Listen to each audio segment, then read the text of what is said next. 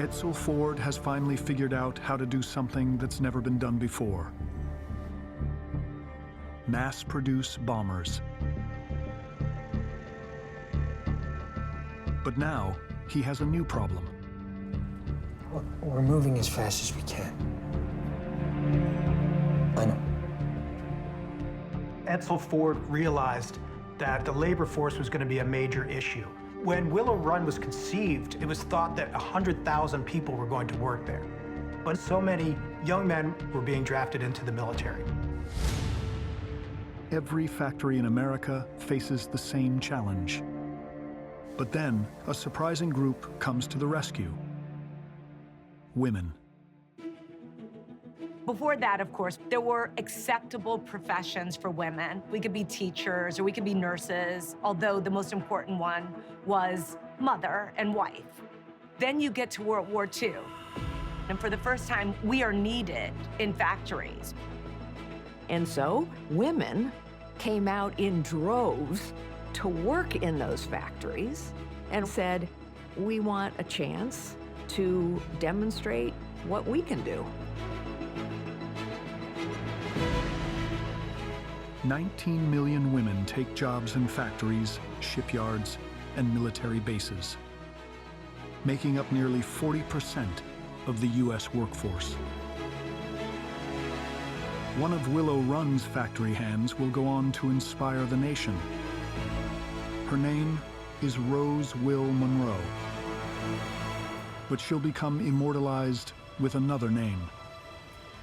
Rosie the Riveter was actually a real woman who moved to Willow Run from Kentucky, and they were first going to give her a secretary's job, but she figured out that if she was a riveter, she'd make twice as much money. They asked her if she had experience, and she said yes. She lied, she didn't, but she got a job as a riveter. Rose becomes part of a government campaign to boost morale and turns into an icon. Rosie the Riveter mattered so much at that point in history. She was in a man's world.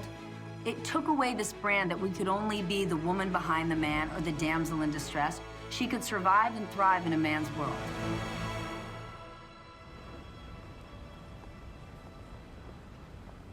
Out west, groundbreaking changes are also taking place at Kaiser's shipyards. Kaiser had absolutely no sense that there was a need to discriminate between the jobs that men could do and women can do, or African Americans as well. And when you look at, for example, photographs of shipyard teams working together, what you see is a diversity of Americans, which was really extraordinary at the time. There are extremely limited opportunities for African Americans to have prominent roles during the Second World War. They also are fighting two wars. The war to support the effort against what's happening in Europe and the struggle for equality at home. But African American labor is essential in helping to build the arsenal of democracy.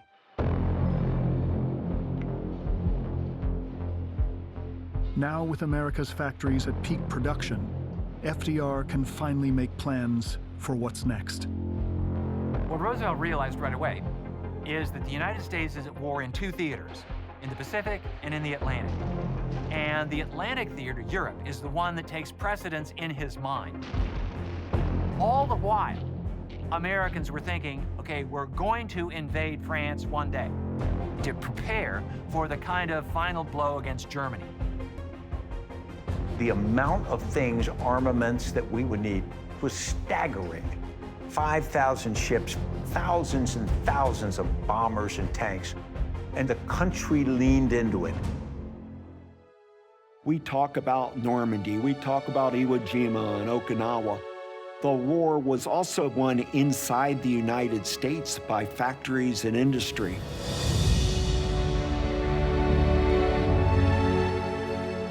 So in the end, World War II is a triumph of Ford and Kaiser, Boeing and Du Pont, as well as FDR and the soldiers of democracy.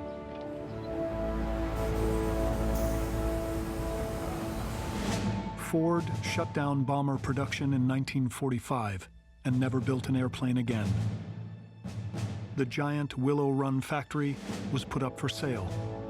and bought by Henry Kaiser. Kaiser closed his shipyards to once again jump into something he'd never done before: cars.